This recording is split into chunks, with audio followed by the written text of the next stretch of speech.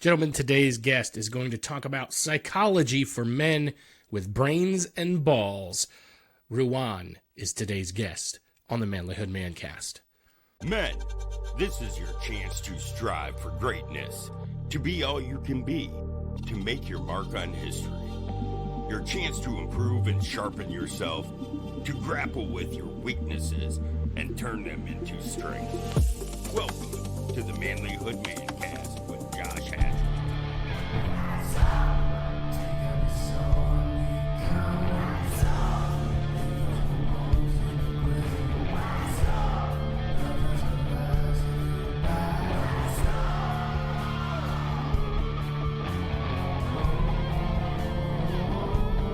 Hey fellas, grab your calendars because we've got an event coming up that you do not want to miss.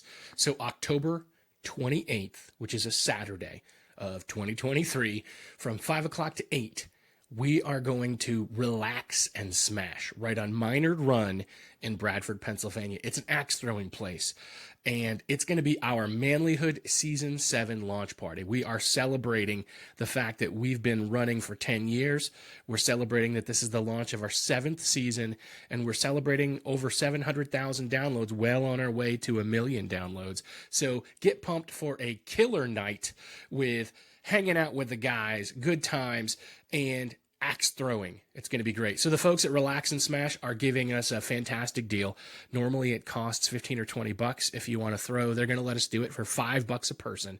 And there's going to be a food truck on hand as well. So if you want to throw some axes, grab some dinner, hang out with the guys, and have a good time, that's what we're going to be doing on October 28th from 5 to 8 p.m. So yeah, it's going to be great. Bring your friends, invite your neighbors. Let's go party in style so we can kick off this season 7 of the Manlihood ManCast. Again, that's the Manlihood ManCast season 7 launch party, and it's happening on October 28th, 2023 from 5 to 8 at Relax and Smash on Minard Run in Bradford, PA. Listen, even if you're from out of town, this is worth coming into town for because we're going to have a good time. So come join us and celebrate together. See you guys there. This is the Manlihood ManCast.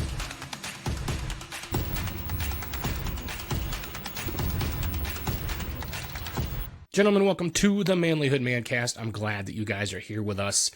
I always am so excited to bring you a new season, and this is the start, the launch of season 7, and we have got a fantastic interview for you today. It's with Ruwan Meepagala, and he goes by Ruwan because it's probably easier to say, but I hope I got his last name pronounced correctly. Either way, though, this guy is fantastic.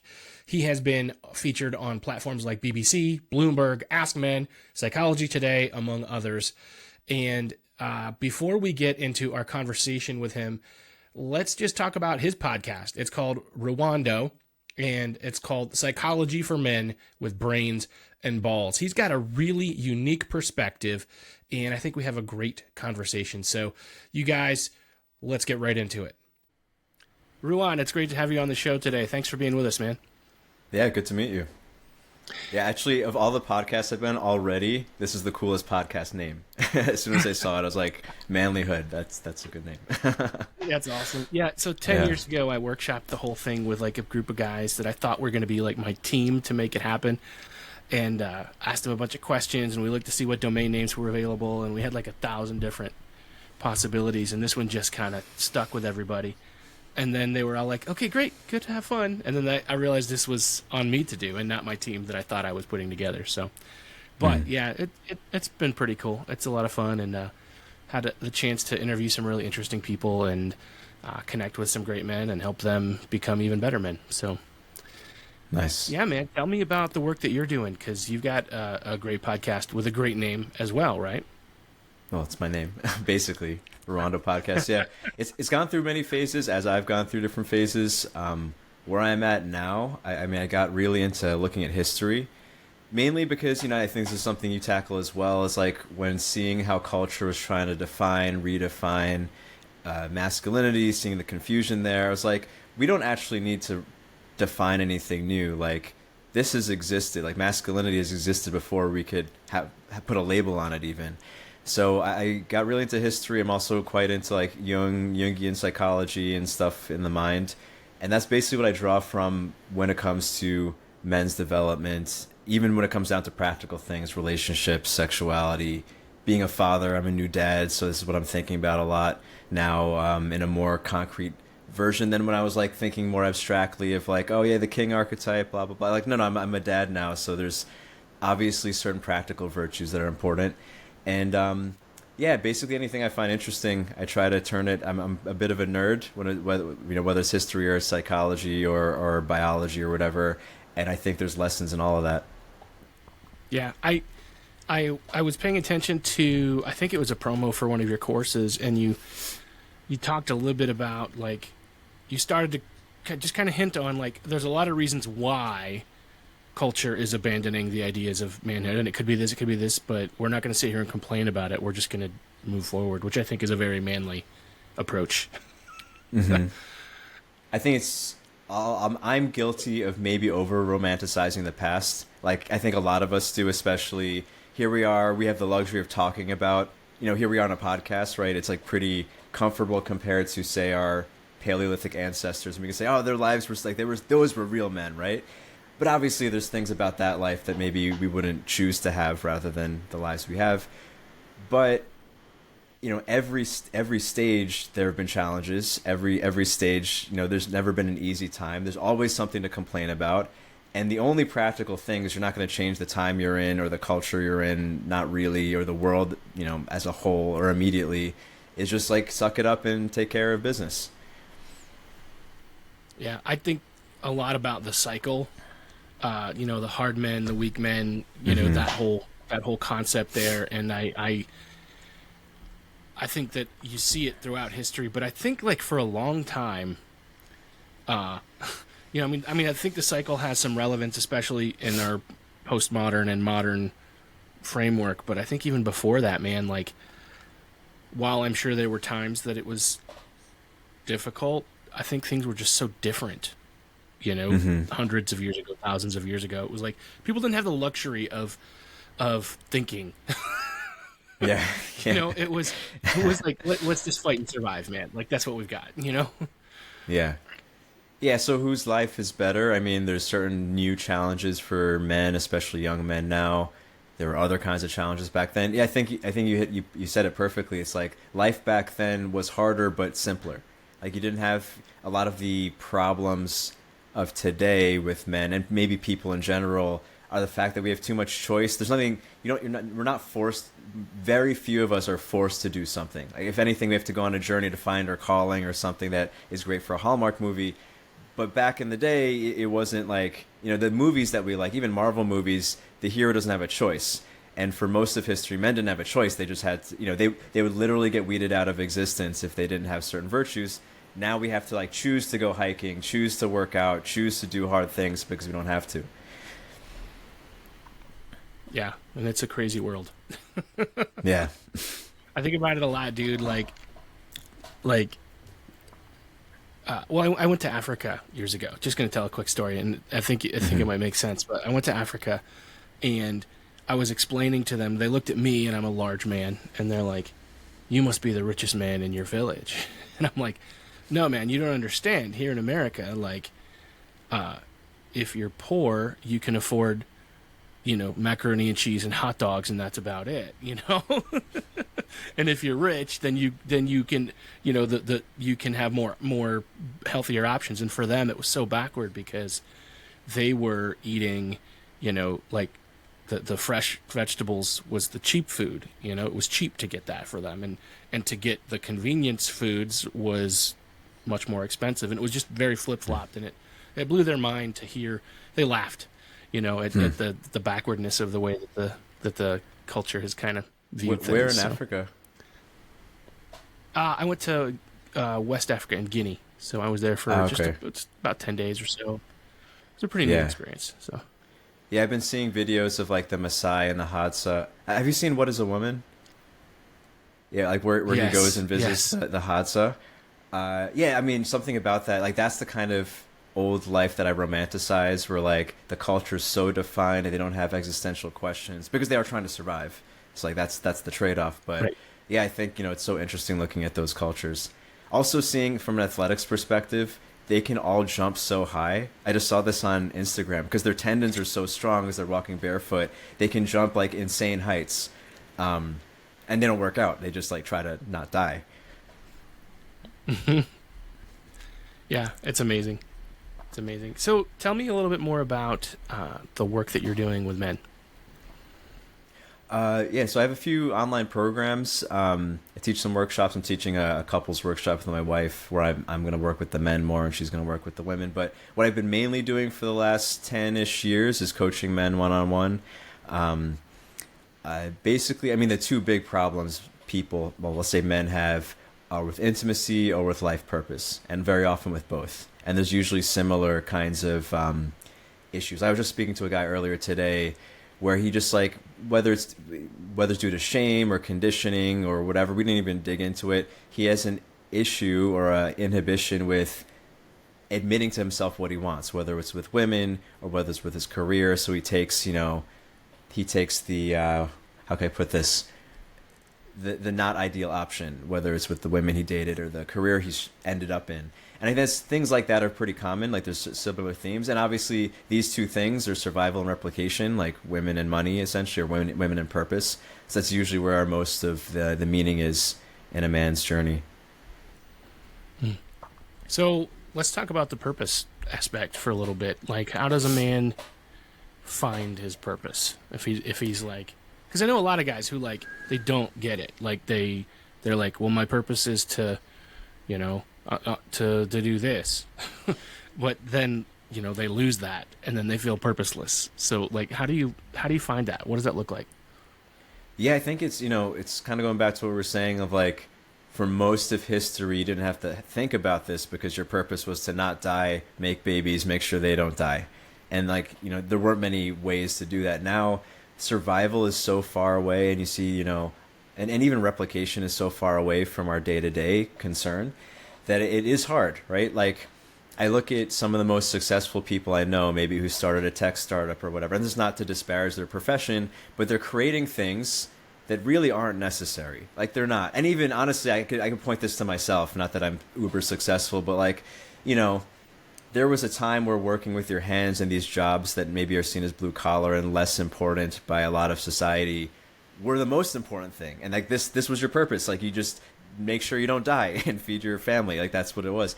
So anyway, that's basically a non-answer. It's some combination of what you find interesting, what is useful to other people, and obviously can sustain you. I mean, this is something that like in a business class 101 would come up with, like the 3-part Venn diagram.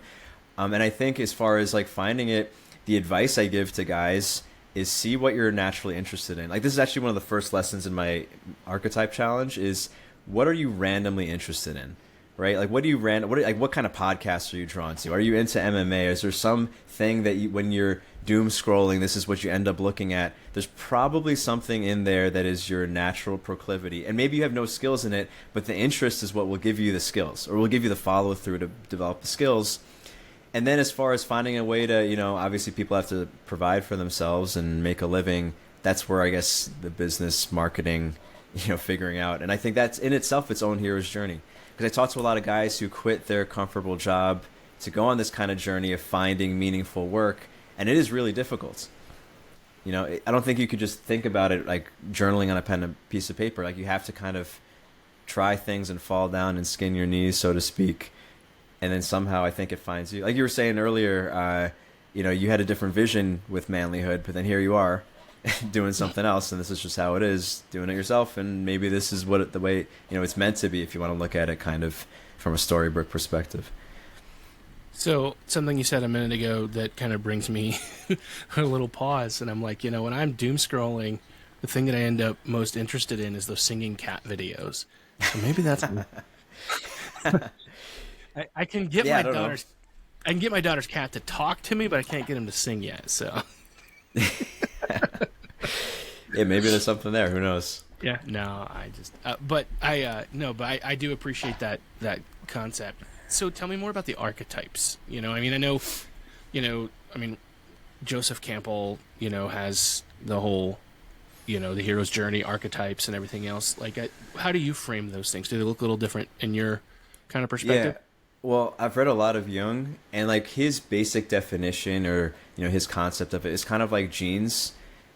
They are patterns that have persisted generation to generation because they're useful to people, right? So like what we call the hero or the warrior are basically like testosterone-driven traits that maintain themselves in the human psyche rather than in the genome, because it's useful for men to be warriors, or what all the emotions and feelings and tendencies that go with that: competitiveness, well-placed aggression, a sense of honor is a big one. Like honor is like a really important cultural meme, because societies where the men didn't have some sense of honor, they got taken over and enslaved by cultures that did. So like that was like a really important like human advancement, was like to perceive honor. So archetypes are basically like collections of that. Like the warrior is honor and aggression and courage mixed in together. The thing that we might call the king archetype commonly is basically an extension of fatherhood, maybe fatherhood applied to your people rather than just your biological family, and all the things that we could put a label on. The lover is what's useful for a man in the bedroom or in romance, the whatever words you want to come up with. That's essentially what an archetype is. It's like a behavioral pattern that's useful, and they're in us, right? Like thousands of generations back, there were men who, even though maybe they didn't watch the NFL because that didn't exist, they were interested in that same kind of thing, and we can call that the warrior archetype, if you will, or whatever you want to call it. And I think it's really important, since we can't change our biology, we can't change our psyche, at least the stuff that we evolved to have. It's important to understand these things. And like when I see a lot of the shaming of masculinity, especially in young men, is recognizing we have certain things, right? Like a dog is born with a taste for meat. Boys are typically born with like a drive for aggression or different things. And it's not about changing them, it's about finding what's the nail for all these hammers, basically, or the nails for the hammer. Right. So, and I've heard you talk about the masculine archetype, and that, would you say that it encompasses kind of a broad spectrum of those kind of individual archetypes? Yeah, I mean, the way I define it, just like to take it out of like the spiritual realm, is like the masculine archetype are all the behaviors that we associate with testosterone, and it covers all of those things, right? And there's different applications, right? You wouldn't act, the way in a fight that you would with your daughter, but they're both expressions of masculinity. Like there's a certain feeling that every father gets, whether in affection or protection of their kid, and this is actually shown, when Jung came up with these ideas, it was before medicine was very advanced. Like now we can measure things like testosterone and see, and there's studies that show you pump someone with testosterone, they have the same kinds of behaviors. All of us, it's like a unidirectional thing. So like it's pretty concrete, and I would say that masculinity therefore is not something that needs to be defined or redefined. It is pretty concrete as what it is. Mm-hmm. I would agree. Yeah, and a lot of times I have had some guests on, G.S. Youngblood, great guy, and a few others, and they talk about, and I think this may come from. Well, I'm not even sure where it comes from, but I know I've heard it from like Data, and some others, where they talk about how a man has, or every person has a masculine and a feminine energy. And I don't know where you stand on that, but I always kind of feel like, no, I don't have a feminine energy. Like if I have nurturing or caring in me, that's also a masculine trait, right? It's just a masculine trait expressed through manhood. And if a woman does it, it's expressed through womanhood. Now, I would think that, there are typical behaviors that are, for example, right, like Mr. T and Mr. Rogers, you compare those two guys and they're like very, very different, but they're both masculine, right? And they're expressing themselves in a masculine way. So like when I don't know where you stand on the whole, Yeah. Well, I love that you brought up those two guys, because I love them both. And like, have you seen the documentary on Mr. Rogers? Yeah. Yeah, it's like I've watched it a bunch of times. It's such a tearjerker for me, because like he was so sweet, right? Like, he was not aggressive. Like, he was a very specific kind of man, but he was such a fucking man, right? Like when he took on the senators who wanted to cancel public broadcasting, like his balls were huge, right? Like, you can't question that. And he was a preacher. I mean, he was a priest. Like, he was like so sweet and opposite. And like, you know, what you just like comparing those two guys and seeing what's in common between them, I think is so interesting because their expressions are so different. But to your question about like, does a man have a feminine side? I think, you know, again, it's kind of like labeling of like, you can call it whatever you want. I would reduce it down to, yeah, every guy, unless he's a total sociopath, feels an emotion that maybe we would associate more with women because your oxytocin receptors get stimulated when you see a cute cat video or when your daughter does something cute or like any, you know, it's there, right? It's the same emotion. The degree of that emotion or how much you'll cry during a movie that your wife will bawl out to is obviously different because we literally have less oxytocin receptors. But, you know, I would say, you know, if there's any feminine side, I argued this with Jack Donovan when he was on my podcast. It's like, yeah, your oxytocin receptors, we could say, are your feminine side. Like, the thing that makes you think things are cute, I would say that's your feminine side if there is anyone. Because in the same way that testosterone correlates with every trait, obviously, that we consider masculine, most feminine traits are basically stimulation of oxytocin. And, you know, maybe people, it's a little dry of a way to look at it, but I would say that's basically it. Yeah, I saw a guy today who had made a Facebook post, and he said he was talking about how it, you know, he doesn't like a man shouldn't like when a man says I have a strong wife, he usually means I have a disobedient wife or I have a wife who is not submissive, you know, and how we shouldn't use strong to define our wives. I'm like, have you ever sat next to a woman while she's giving birth? Don't tell me she's not strong. You know what I mean? Like, it's totally. It's just feminine strength and masculine strength. Strength is a human condition, you know, and it gets expressed as a person, you know, it gets expressed through gender, you know. But yeah, during you know, when my wife was giving birth, you know, there's the midwife and the doula there. There's like a bunch of women, and I was kind of just there as a support character, right? You know, I'm here to help, but I've no part in it, right? Like, the women were there, like, coaching my wife, it was her first birth. And I was like, wow, this is kind of like, it kind of feels like a locker room pep talk / you know, halftime on the football game / maybe even we could say like right before battle. Like, this is like women's battle. Like, it's really intense. They're all there for each other. And men don't really have a place. Like, I felt like, you know, I'm here to get you a glass of water, but I don't really have anything to add other than, you know, just trying to be supportive. Like, you know, yeah, so to your point, yeah, there's different fields, let's say, for the same kind of virtues. yeah, I like that. How old's your daughter? Or was it a daughter? Or daughter, yeah, 1.5, almost 15 months. Yeah, that's cool. Or 16 months. Yeah, I have a granddaughter about that age, and that's awesome, dude. Like, they're fun. Wait, how old are you? How old? So I get this question a lot. So I'm actually I just turned 45. Okay. And I had my wife and I got married, you know, pretty young, and then we had twins on our 1-year wedding anniversary, and each of you know, a son and a daughter, and they've each given us a grandbaby so far. But people are like, you don't look that old, and I'm like, well, the fat pushes out the wrinkles. So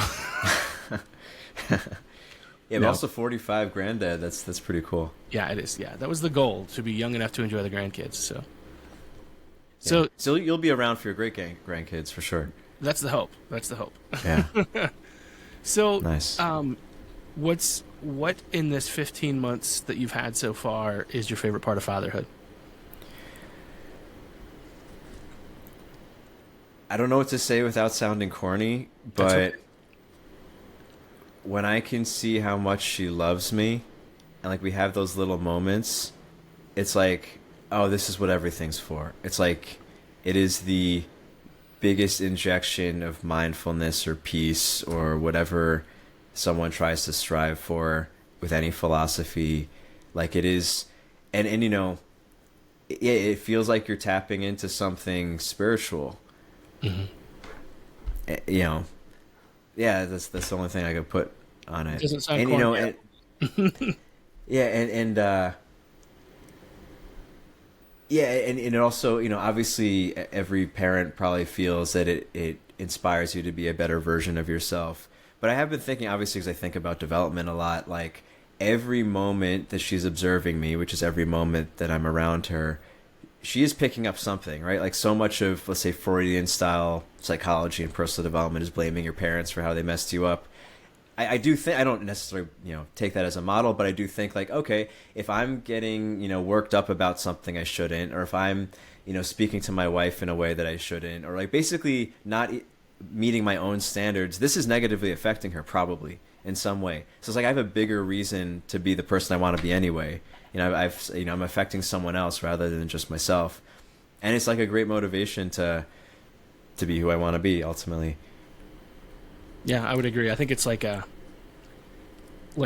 some of the rewards are tangible, and you'll start to see it, especially when she starts really talking, and interacting, and you'll start seeing some real tangible rewards where you're like, okay, my kid's getting it. But there's still nothing cooler than when you've got an adult kid who like does something that surprises you, and you're like, wow, like I have a son who would never eat vegetables growing up, and like you go over to his house and he's like cooking this meal and he's putting all these vegetables in it, and it's like, what happened to you? You're getting it. Wow. You get a sense of pride, when you see, and it starts. I mean, it happens all the way through when you start seeing them make choices for themselves. That's a cool moment, dude. What's it like being a grandfather? Dude, that's like the joy that you get right now.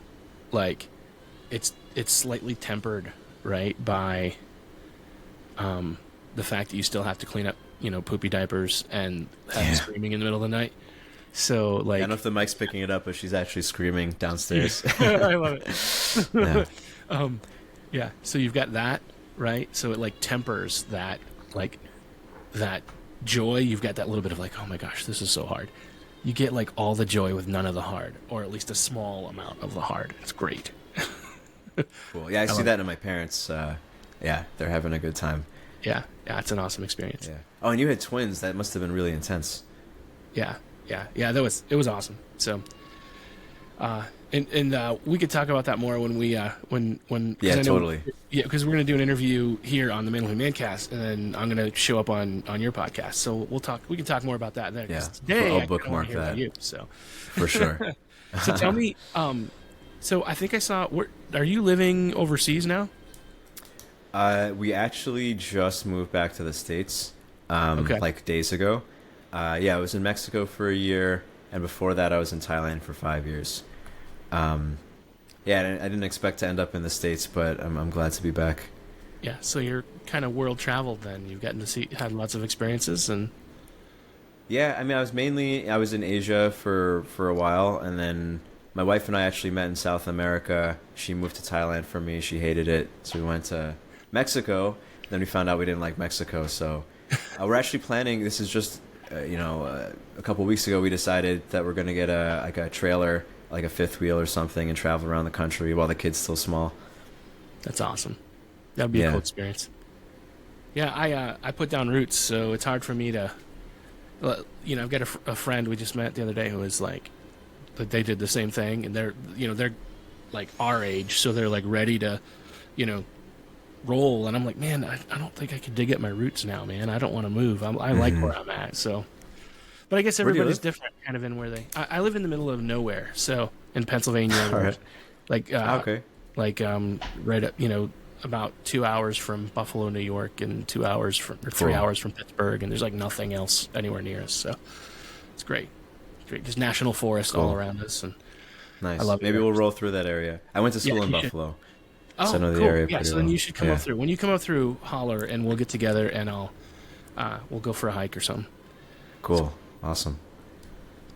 So yeah, man, tell me more about. So are you working on a book, or have you written your book already? It's mostly written. I serialized it, and it's out on my Substack. I put out a chapter every week. Yeah, it's a memoir. Maybe you saw I was in a cult when I was in my early 20s.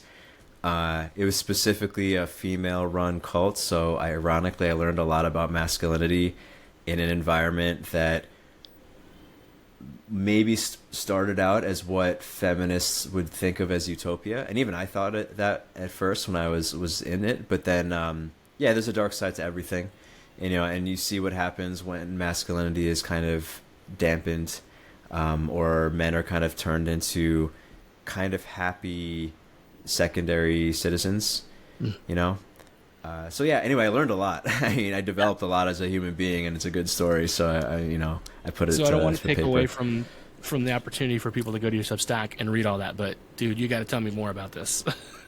Sure. So how did this happen?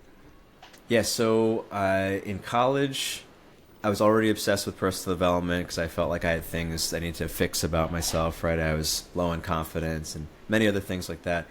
And I obsessively rewatched TED Talks because I felt like that was the best way to enlighten myself. Podcasts weren't a thing, I don't think, back then, or at least they weren't popular. And I caught a TED Talk by the founder. She gave a talk about like connection. And also, I should say, around this time, I was absorbing a lot of like the pickup artist community's literature because that was what was on the internet for men looking for help. And I dabbled in that. I gained some things. I think had some negative effects where like I basically didn't know how to process emotions. I didn't know how to feel my feelings. And even though I knew all of these ways to like socially interact from like a very left brain engineer's perspective, I think it just gave me more anxiety, honestly. So this stuff that I saw in this TED Talk by this woman, Nicole, she was speaking about orgasm in like a spiritual kind of pseudo-tantric way. I thought it was very fascinating, talking about like how to really connect with other people. That was very interesting. And I was a lot more liberal as a young person, liberal with a small L, but also politically. And it just seemed interesting, like a society run by women where like there's no competition and stuff. It just was appealing for me, where I was already insecure about my masculinity. So I went in there. There was a lot of adventures to be had. This is kind of like the thing I think is most interesting. A lot of people focus on the sex stuff, but I think the most interesting thing is that it was kind of a sociological experiment, kind of like the Stanford prison experiment, but all encompassing. Like we lived in a house. It was kind of like an ashram, like a spiritual ashram, but devoted to like sexual practices. It ran on a very feminine culture, which is like the sociological thing that's interesting. Like, emotional communication was really important. Non-competition was important. There's a lot of the norms were backwards in this society. And it was really interesting to see how people behave when certain cultural constructs were removed. Even though it was a feminist utopia, there were still power dynamics. They just were less obvious. There's a lot of brainwashing. There's a lot of what we see actually kind of in wokeism or any cultural movement that becomes culty. Obviously, you see in a cult. So I feel like I have a very clear perspective when it comes to culture war arguments, because I see what would happen if you made the society really small and run the simulation with different moral values. Like I did that once at least.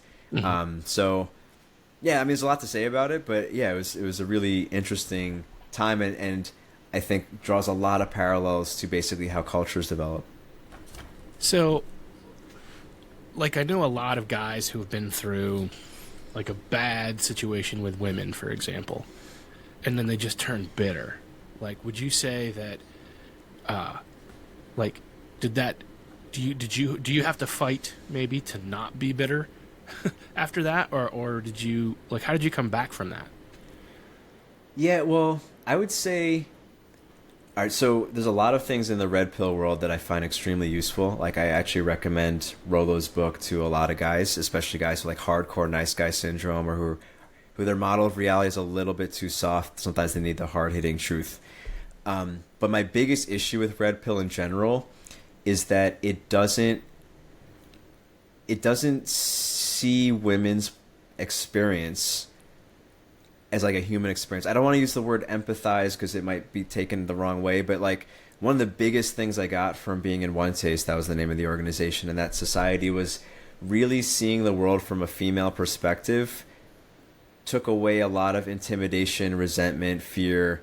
I didn't want to live that way. In a sense, like, men did get treated as second-class citizens. And, like, actually, funny enough, in that society, being called masculine was kind of an insult. Like, oh, you're being too masculine, meaning you're being too in your head, maybe too competitive, not empathic enough. So actually, no, I'm not bitter at all. If anything, that experience taught me, like,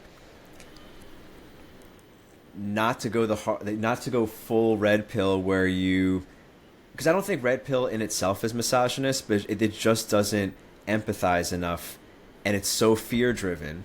Like a lot of the power dynamics are fear driven. It's not that the assessment is wrong. I think I agree with a lot of what Rolla says about how intersexual dynamics are, but then the advice comes from this hyper resentful, hyper fearful place where ultimately connecting with women and having fulfilling relationships, short term, long term, whatever, is not that hard.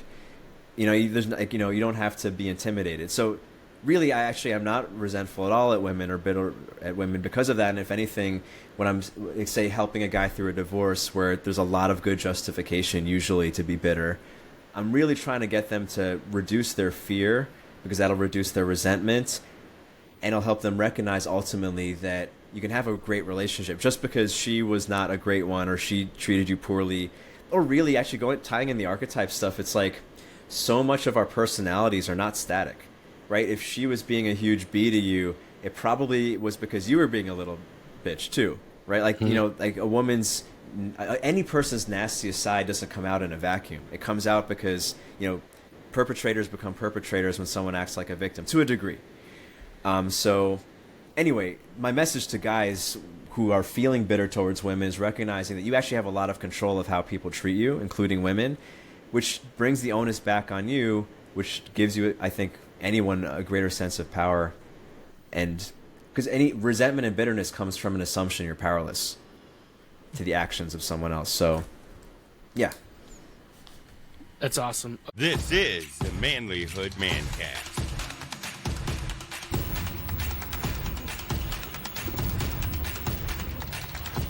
I think a lot about, you mentioned wokeism, and which I hate the term because I feel like it's so buzzwordy that nobody understands what's really happening there. It's really Marxism, cultural Marxism, which is the idea that you have a power structure that needs to be torn down, and then they replace it with a new power structure. But what they don't understand is that they don't see 5, 10 years, 20 years down the road when that power structure is now out of hand and needs to be torn down, and it's just a cycle of tearing down. Totally. They see, and so that's really what wokeism is Marxism. And that sounds a lot like what was happening there. Is they're like, we're going to just tear down this power structure and say, smash the patriarchy. And I'm always like, I think patriarchy and matriarchy are not a dichotomy. I think that they're supposed to be a partnership. I think we're supposed to have men own their power and women own their power, and we work together. Like, I think that's what it's supposed to be. But somewhere along the line, everybody decides I'm got to be in all the power. Yeah. The thing is, though, I mean, if society truly was run by women and there were indigenous societies that were a little bit more balanced, or more leaning towards the female point of view, they didn't grow very much. Like, you kind of have to be testosterone driven to grow a nation. And I do think, what I would consider the patriarchy, if there is such a thing, I mean, it's basically the fact that civilization developed by men for men simply because they were competing with each other. And if there was a female-run tribe that was all about, like, love and connection and nurturing, they got conquered. So that's the only reason. Like, it's not because anyone wanted to oppress women. It's just that security became a big deal when there were Mongol hordes or whatever, like, marauders coming to take the women and children. Like, society had to shift towards a male perspective. And actually, to what you were saying about Marxism, are you familiar with Nietzsche's idea behind nobility, like master morality, slave morality? So I'm actually not super familiar with Nietzsche. I'm kind of working my way through some other philosophers right now, and I haven't really touched Nietzsche yet. So tell me. Yeah, but basically, I mean, this is a very simplified understanding. He's like, there's two kinds of morality. There's master morality and slave morality.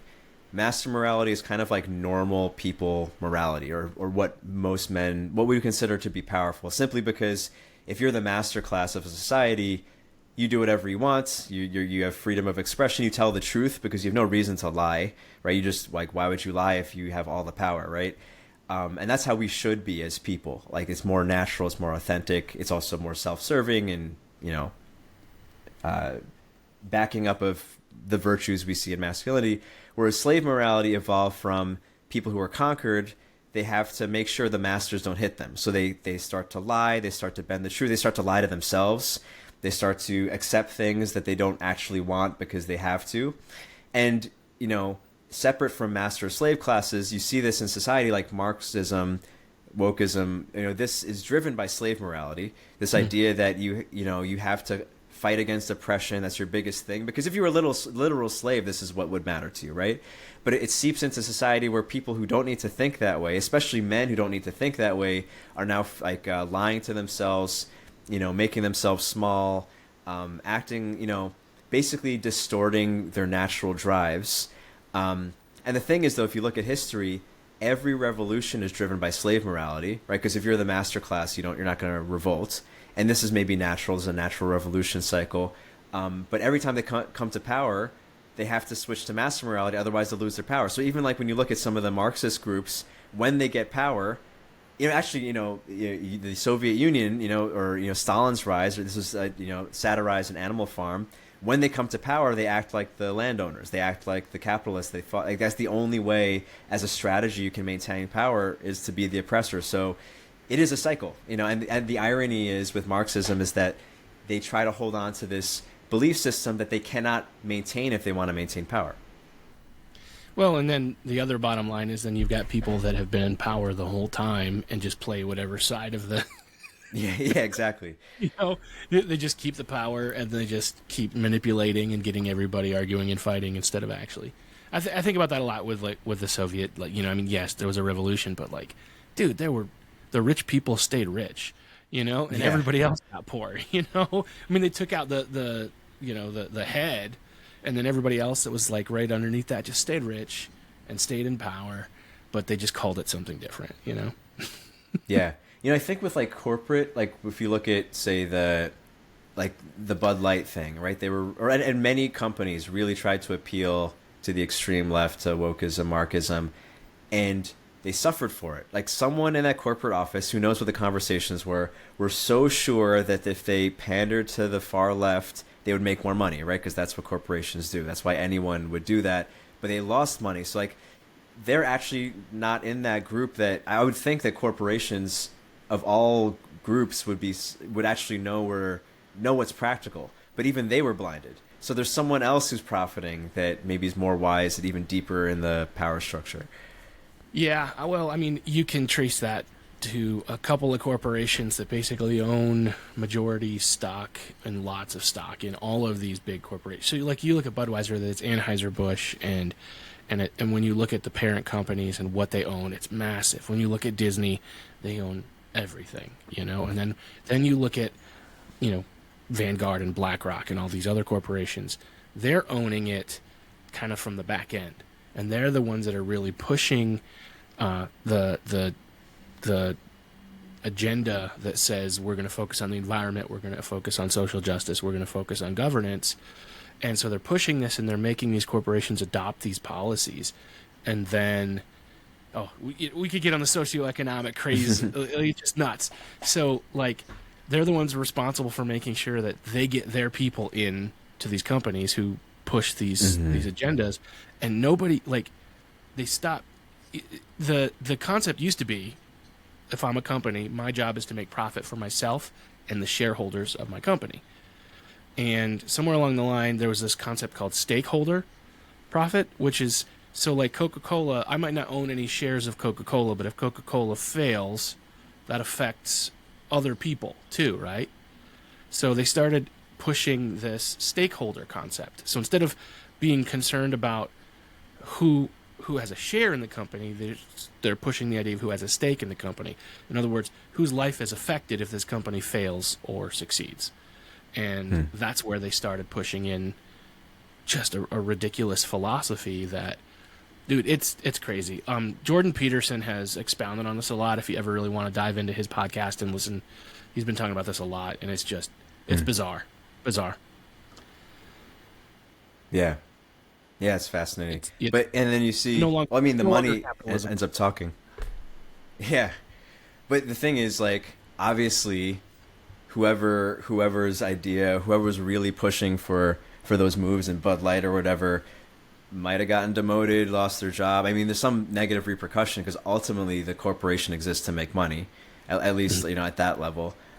So yeah, I guess they're probably going to course correct. I think this was an awakening that people hadn't seen in a long time, because there hasn't really been. They talked for years, like, I mean, I grew up. I'm a Christian, but there was always, like, back in the 90s, they were always talking about boycotting Disney, and it didn't make a difference because they were so massive, so they would boycott Disney, and then it didn't make a difference, it didn't hurt them at all for a handful of Southern Baptists or whatever to stop buying Disney VHS tapes. It didn't hurt them at all. But now, I mean, we just saw this, like, this Disney Indiana Jones movie, like, barely performed in comparison to a no-name movie put out by a no-name company that Disney passed on, because people are voting with their, they're telling these companies now. And I think that power I don't think it was there for a while. I don't think it mattered, but now people are starting to wake up, which is kind of interesting and neat to watch it unfold. What were the Christians going to boycott for in the 90s? That was like the rise of the religious right. And so, like, Jerry Falwell and all the big televangelist guys that were really pushing for a moral majority. So at that time, Disney was leaning more to the left. And then they infused way too much politics into Christianity, I think, to be honest with you.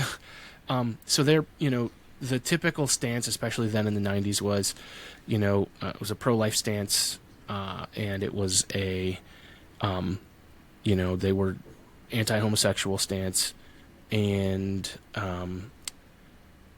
similar, like there was always talk of all the secret messages hidden in the Disney movies. I'm sure you've seen those videos where like, good teenagers take off your clothes is whispered in an Aladdin song or something.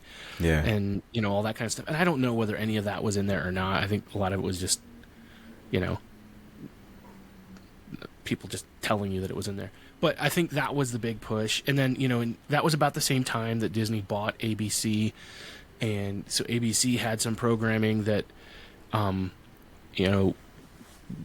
these people didn't like, and they decided they were going to boycott. But it didn't. Nobody ever did. It was just like. Yeah. But there was that time frame. The religious right was very ineffective in that they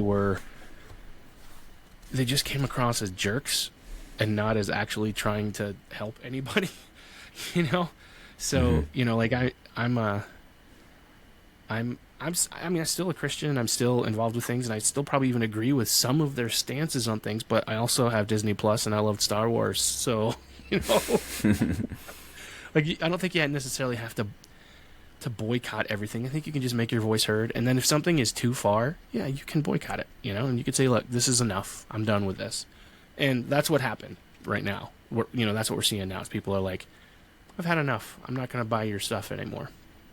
So, yeah, I don't know.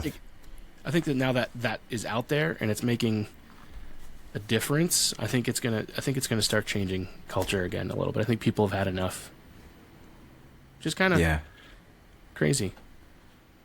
Yeah, I've been having these kinds of arguments / debates with some of my friends in New York who are more left leaning than me. Like we get along, but like there's the big argument was which way is culture going, and I feel like culture is because there's evidence you could find of both things, but for me, the defining factor is that comedians are now considered conservative. Like for almost all of my life, comedians were liberal, right? They would make fun of George Bush. They would make fun of, because like the conservatives were painted as like this boring, humorless class, and comedians would make fun of them. And now it's the opposite. Comedians are considered conservative pretty much across the board, making fun of like the left because the left is in power. And I feel like comedy is the thing that points you to where we're going to correct to. So I just think it's interesting because it's only been in the last few years that comedians are considered conservative. Yeah, I love it because, when they go after like Russell Brand or Joe Rogan or these guys, and those guys are they're left wing. They always have been. They're 90s left wing. Yeah, the edge of the wing has been blown out, So, yeah. I think about like this too, like change in a culture never happens in a single generation. right? And so if we keep that in mind, and if you ask that question, where's culture going? Well, the people that are actually having and raising children, that aren't, having abortions and that aren't, being in relationships that don't produce children, the people that are actually having and raising children, they're leaning more one direction, more conservative. And so I think, I think we're going to see a shift in the next 30, 40 years where we're going to see more Hispanic culture start to change, and Hispanics typically are more conservative as well. So, there's the Catholic influence there. So I think we're going to see some big shifts in the next, the next generation is going to be pretty conservative. Yeah, I mean, ideas do transfer not through family too. That was Richard Dawkins' whole idea behind the meme. It's like Catholicism, or being a Catholic priest, obviously doesn't pass down through a family because priests don't have kids, but the idea does, right? It spreads enough that there's always going to be more Catholic priests. So, I don't know if we want to get into this, but that's like the argument against the whole groomer thing. It's like, obviously they don't have children, but they can affect children through ideology, through memes. Yeah, well, I think that shifting, like right now, those numbers are crazy. I don't think they'll last long because I think people are starting, they're waking up to that, parents are starting to homeschool, or send to private school, like in a way that hadn't been done before, as in retaliation to some of that. So, yeah. It's cool because like I get to talk about a lot of things on the podcast, and we never really like I don't like to get too far into the political sphere because I do have a pretty broad audience, but I like this conversation, dude, because we're looking at the philosophies behind everything, and I think that's interesting. Yeah, for sure. I kind of assumed, because I watched a bunch of your shorts today, I kind of assumed you were more political because I just saw a clip you had on 2A or on gun ownership, so I don't know. I just assumed. Yeah. Well, I am political, but I try not to go too far, right? Only Fair because enough. I want to tick everybody off, I don't want to get canceled on these platforms that I kind of need to spread the word, Yeah. But I also want to talk about things, and I think that is the problem in our society is that we don't talk, dude. Like, Yeah, like, I mean, I feel the same way. It's like, I don't want to, in a one-way like communication, like we're talking, but obviously listeners can't talk back to us. I wouldn't want to alienate someone who we otherwise could have dialogue with. So like that, it is like important to, I would actually go way deeper into other political topics if it wasn't for that concern. And obviously things get taken the wrong way and when things get edited, or they can be. Yeah. And at the same time, it's okay to speak up and have an opinion, That's not a bad thing at all either. So, but I think it's just about balance. Dude, everything's about balance, right? You swing too far one way or you swing too far the other way. It's best when you're just kind of hanging in the balance, I think. Totally. And actually, to bring it back to the men's topic, I do see a lot of young men. I mean, Jordan Peterson's a great example, and there's a lot of other figures that young men look up to that are kind of the opposite of what young men looked up to like 15 years ago. Like when I was in high school, there's no way a Jordan Peterson would have been the guy that 15-year-olds look up to, right? It just wasn't. It was maybe the ultra, not a guy wearing a suit who tells you to clean your room. Like that was definitely not what was cool in like 2005, let's say. But now I think young men are, let's say the Gen Z guys are feeling the negative fallout of going too far in individualism, too far and do whatever you want. It was important, right? Like a society that's too conservative can be oppressive. But that balance was passed a while ago, right? Most civil rights victories were won, and great. It was really important. It's like a lot of things were really important, and then now there's a negative fallout, especially, and then men suffer the most because a lot of, looking at things just from a strategic perspective and not a moral perspective, conservative values are more testosterone driven. Right? Even just conservative small c, conserving resources, conserving energy, conserving the way things were, that is more useful when there's danger. And men are more useful when there's danger. When society's super safe and there's a huge abundance of food and resources, yeah, you can relax. You can be a little bit more focused on feelings and less on facts. You have that luxury. So yeah, I think, a lot of political moral shifts are tied to biological imperatives as well. Yeah, definitely. And I think that as we face, the economic situation as well, everybody's a liberal until it hurts them in the paycheck, And I think that as we start to face, okay, things are tightening up, it just becomes natural to say, okay, maybe I'm not going to vote for the guy that's going to take half of my paycheck, and I think that affects, I think that you start to shift when you start to align, that's one of the biggest things I think that affects a culture that, and it's just the same concept of, are we in abundance? Or are we in poverty? And if I'm in poverty, I need to make steps to be not in poverty. And yeah, I think it changes your perspective a lot. Yeah, and it's the cycle that you mentioned, like we're perhaps entering harder times.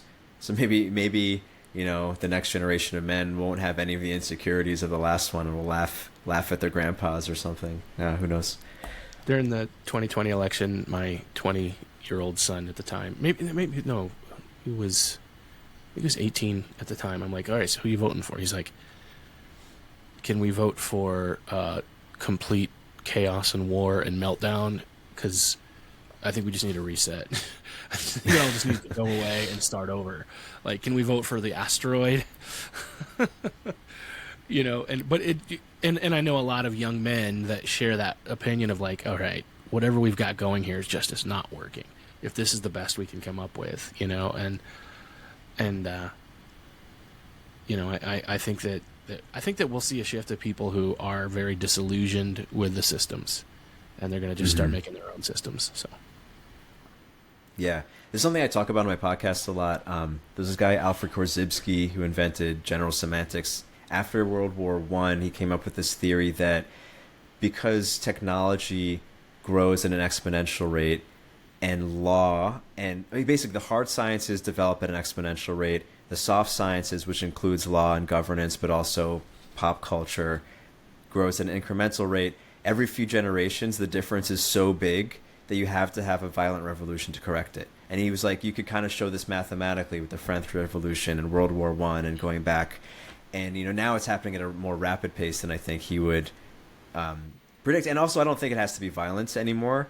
But the culture wars, I think, are actually a happily peaceful version of what will hopefully be a correction without necessarily killing each other in the streets. Yeah. It would be nice if we didn't have to, shoot our neighbors or anything like that. Yeah. Yeah. This is the Manlihood ManCast.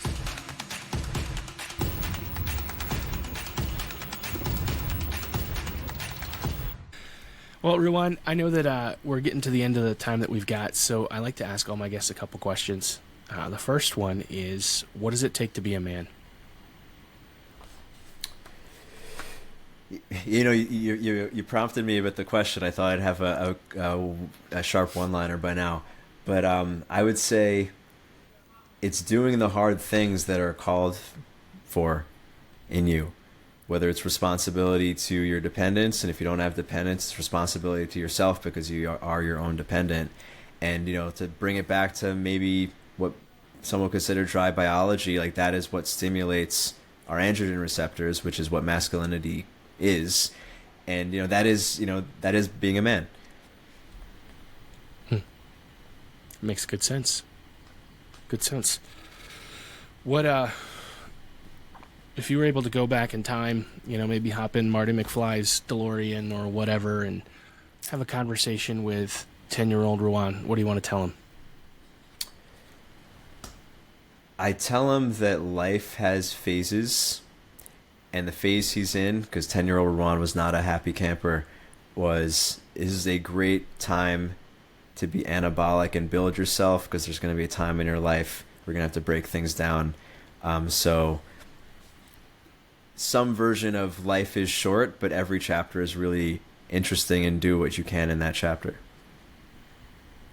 Yeah, I think about that a lot too. Like, Like, I know you can't, like, I don't want to go back and change my past, right? But I wish that I had that encouragement to push through, because there were things where I'm like, man, if I would have just pushed a little harder, things would have been a little better. Or I would have at least had a better attitude about it. Yeah, and also the appreciation, I guess the most cliche thing in the world, but like old people are jealous of youth, and then young people are jealous of old people's money or whatever, so like whatever, there's always like a trade-off, right? And it's like, and I try to remind this, like my wife and I keep reminding ourselves, like when our baby is being the craziest and like we can't get her to sleep or whatever thing that's really annoying, there's going to be a time where this is not a problem anymore and we're going to miss it. Like we always try to remind ourselves of this, like, so what, I have to stay in bed for many hours because she'll only sleep on my chest. Like one day she's not going to sleep on my chest. And I try to remind myself of that, especially when things are unpleasant. Yeah. Have you ever heard the country song, You're Gonna Miss This? Do you ever listen to country music at all? No, not so much. Yeah, I don't listen to a bunch either, but you need to Google You're Gonna Miss This. It's this exact sentiment, and it might make you tear up a little bit. It's worth listening to. It sounds like a tearjerker. What is your best advice for the men that are listening today? Find what you're interested in and go really hard on it. Actually, I just said that, this is on the tip of an edge of my mind, because I just said this to a guy who's like searching for his life purpose. I was speaking to him a few hours ago, and it's like he's got imposter syndrome, very common thing. And I told him, your imposter syndrome is probably right. Like you probably are mediocre at this thing that you want to do. But if you really give yourself to it, in a year, you're going to be in the top 5% because most people won't do that. So you probably do suck. Your imposter syndrome is not wrong, but it's telling you you have to, go deeper into that subject. I love that because, like most guys won't tell you the truth. So like maybe you do suck. Like that's okay. Yeah. That sounds like really good coaching advice, dude. Yeah, you suck and you can get better. I mean, It's better than thinking you'll always suck, and it's better than thinking you're good when you actually suck. Yeah, it's truth, man. Truth is powerful. Yeah. So if our listeners want to connect with you and the work you're doing, what's the best place to send them, man? Ruwando.com has all my stuff. I'm on Instagram if you want to chat directly, and all my content's on YouTube. Newly on YouTube, but my podcast has been up for quite a while. Ruwando Podcast on all the apps. Awesome. We'll make sure to link it in the show notes too, so you can click in the description, guys, and click through and check out Ruwando's stuff. Dude, I'm really excited about having the chance to talk to you, man. I think I've learned a lot. I think we've had a pretty cool conversation, so it's good stuff. Yeah, man. This was fun. Awesome. I really appreciate it. Till next time. Ruwan, thank you so much for being on the Manlihood ManCast with us. Guys, if you are interested in the work that he is doing, make sure you check out the show notes because we've got links to his projects there. So you can click through and check out the work he's doing. Make sure you subscribe to his podcast. Also, make sure you subscribe to this podcast. If you guys are liking what we're putting out here at Manlihood, it's up to you to help us spread the word. So please share it with a friend. Anyway, just want you guys to remember, I love you. I'm proud of you. And I'll see you next time. Thanks for listening to the Manlihood ManCast. If you want to be a better husband, father, leader, a better man, you need to join our private Facebook group, the Manlihood Man Cave. Join today. Please help us out with a like, comment, share, and subscribe. And check us out at manlihood.com.